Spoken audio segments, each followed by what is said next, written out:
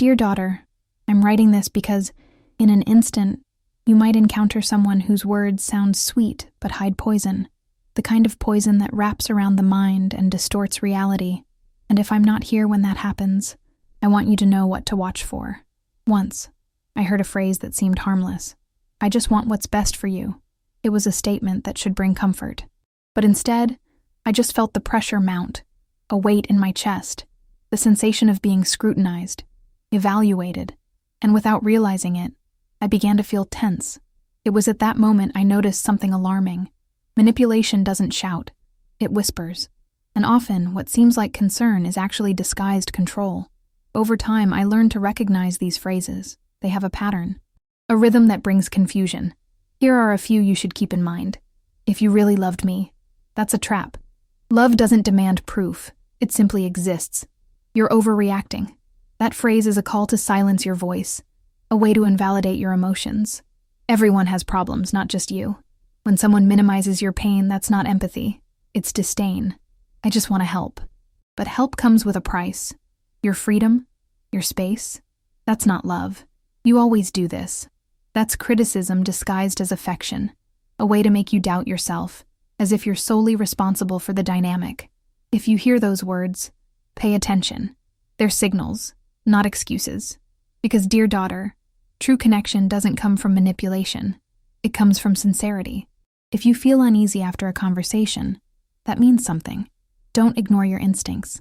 If you remember one thing, remember this. Words can hurt more than actions. And never let someone make you doubt what you feel. When those phrases started to pile up, my heart didn't just tighten. It began to beat to an unfamiliar rhythm, a cadence of discomfort echoing throughout my being. And I wondered, why was I allowing this to happen? Why was I so willing to swallow poison with a spoonful of sugar? I looked around and saw friends and family navigating their lives, seemingly free from those invisible chains that bound me. The restlessness grew within me like a clock counting down to an explosion. Each, I just want what's best for you, became heavier, more haunting. I wanted to scream, but words failed to set me free. One day, during a casual gathering with friends, someone mentioned a movie that portrayed healthy relationships. They talked about open communication, mutual respect, and the beauty of truly being seen. I felt the pain of my distorted experiences cutting deeper. That discussion was like a window into a world that felt so far away, a space where love didn't require sacrifices. And then came the epiphany. In that room, surrounded by laughter and flowing conversations, I realized there was a choice I had pushed aside.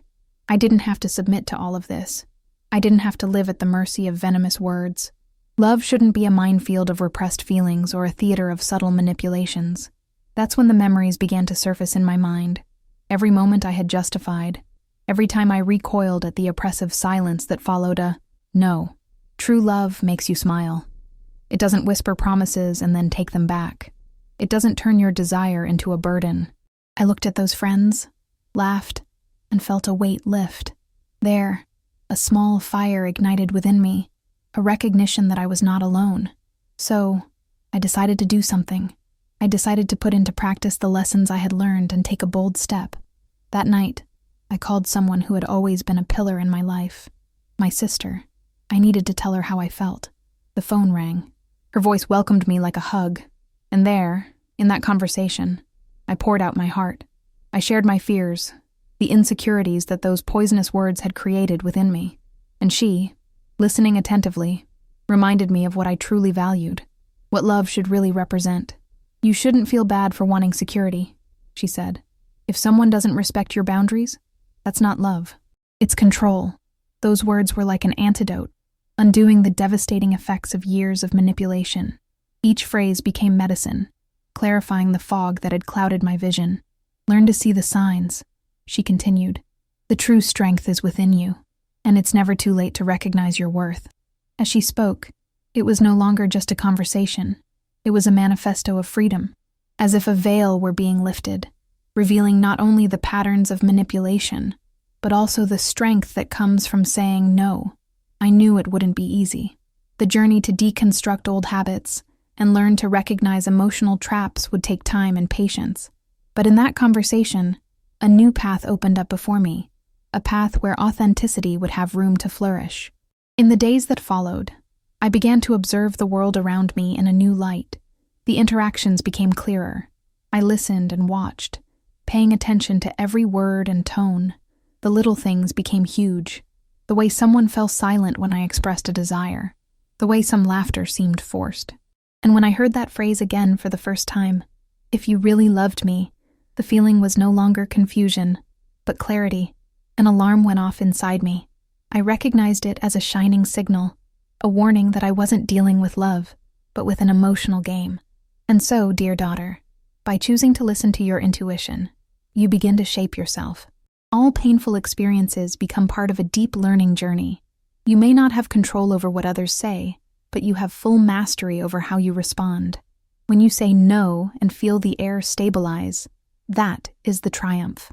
This is the silent victory that no one sees, but it resonates within you. If you remember one thing, remember this. Your worth does not diminish in the presence of someone who doesn't know how to love, and never allow harsh words to make you doubt your own light. In those days, a new awareness began to shape how I viewed the relationships around me. It was as if I had spent years in a black and white movie, and now, suddenly, everything had gained color. Every conversation, every gesture, began to resonate differently within me. I remember a specific day when I was having lunch with a friend. She was talking about a relationship that was draining her essence. Her words were wrapped in a fog of confusion, but now I could see through it. "He says that if I don't give in, he will end it," she confessed, looking down at her plate, tears about to spill. Her sense of helplessness hit me like a punch. I knew exactly what that kind of manipulation felt like. It was an echo of what I had lived. I felt the need to act, to share what I had learned. "Have you ever stopped to think that this isn't love, that this is control?" I asked, trying to break the trap she was stuck in. She lifted her eyes, confused, but something in my voice seemed to spark a light. Often, what we call love forces us to sacrifice our own happiness. Love shouldn't come with a price. These words felt alien, yet carried a weight of truth. The change in her gaze was subtle but significant. A seed of reflection had been planted. As we talked, I saw her emotions unfold. We shared laughter, stories of mistakes and successes. I wanted her to feel that she wasn't alone, that her feelings were valid and deserved respect. The love she yearned for should be an open field, not a prison. It was right then, in that moment, that I understood the importance of being bearers of each other's truths. I remembered the conversations I had with my sister, like a circle coming full circle. I became the bridge between pain and healing, not just for myself, but for someone who was also walking on unstable ground. With each word we exchanged, I saw the invisible chains of emotional pressure begin to dissolve. And it was in that instant that I realized helping another person see their strength also strengthened me. It was a cycle of liberation, where each story shared became an antidote to the accumulated pain. After this conversation, the connection we shared blossomed. We began to make this a ritual. Every week, it was our commitment. A coffee here, a walk there, where we allowed ourselves to vent and encourage each other. I was able to discover that there is a unique beauty in shared vulnerability. Accepting who we were, scars and all, united us in ways I never imagined. There was a collective power in the stories we exchanged. Our experiences together became beacons, lighting the way for both of us. Over time, each of us developed confidence in our voices, and as we spoke, I noticed echoes of support. Like a strong choir, our voices intertwined, creating a symphony of emotion and understanding. But difficulties also came. There were moments when I felt like I was going backward, when the memories of my past experiences attacked, making me doubt how far I had come. One afternoon, during a simple phone call, a phrase from an ex-partner echoed in my mind. "You always do this." A cruel reminder. I felt the shadow drawing near, and it was hard to distinguish whether it was nostalgia or regret. In that moment, I realized that the internal struggle does not dissipate completely. Instead, it becomes part of us, a constant reminder of human fragility. But I was no longer that girl who stepped back. I knew I could face those shadows. I found courage in something my sister used to say.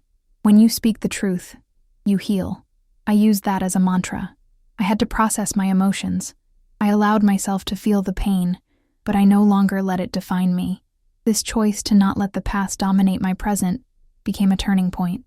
I began surrounding myself with people who respected my boundaries and valued authenticity, and I discovered that life became lighter.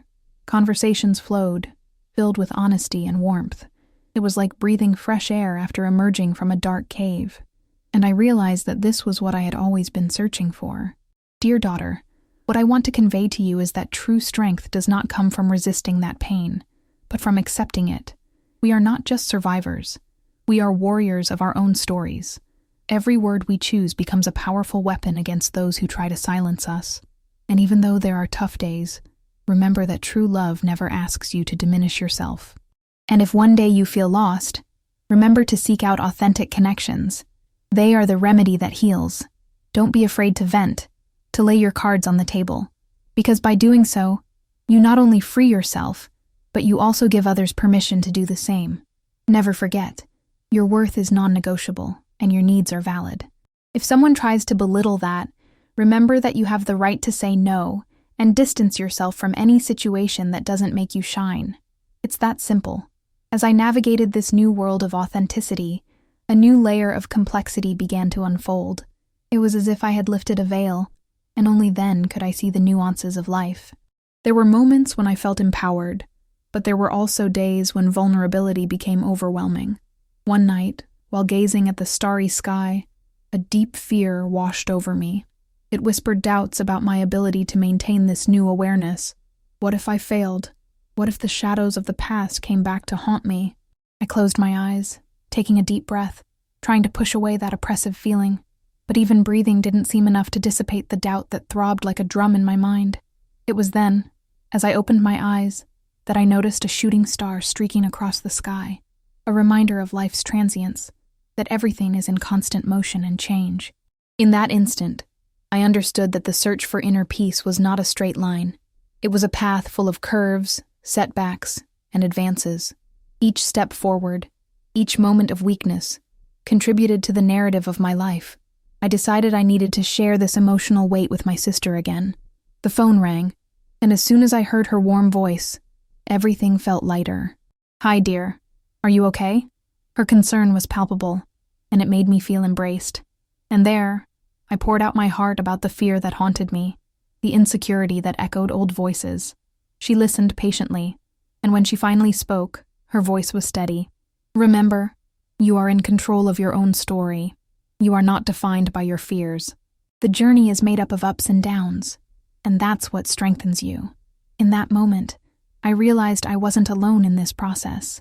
The experiences I shared with my sister were seeds sprouting in others as well.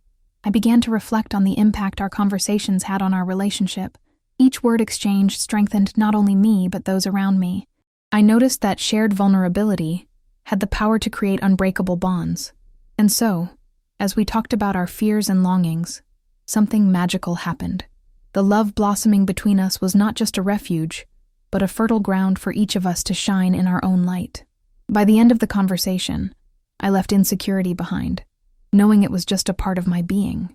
With a smile on my face, I looked back up at the sky, feeling that each star represented a possibility. I recognized that true freedom lay in accepting every facet of myself, including the parts that still trembled with fear. And in that moment, a new determination took hold of me. I would always choose authenticity, even when it meant facing the shadows that still surrounded me.